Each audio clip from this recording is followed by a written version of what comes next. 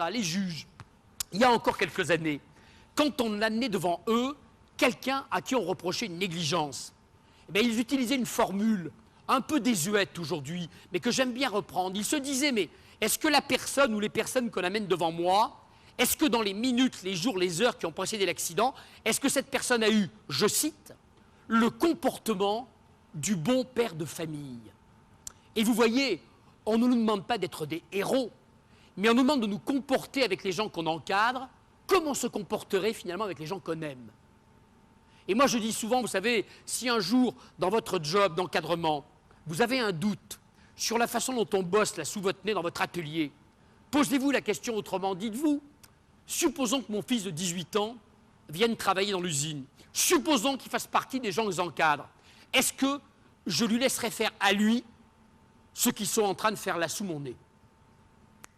Si vous avez le moindre doute, arrêtez tout, changez de façon de travailler, vous êtes du mauvais côté de la ligne blanche. C'est ça le repère.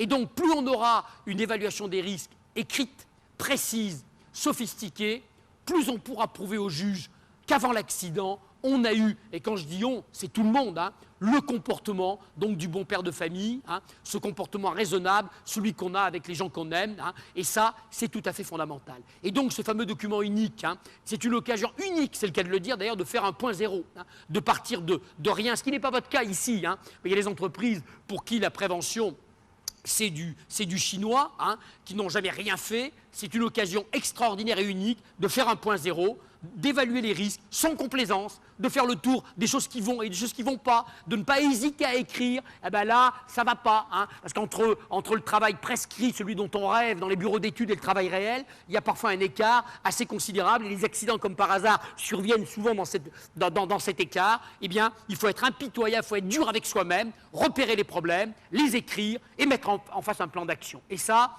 va sauver la vie de vos collaborateurs et ça pourra peut-être vous sauver la face en cas de pépin.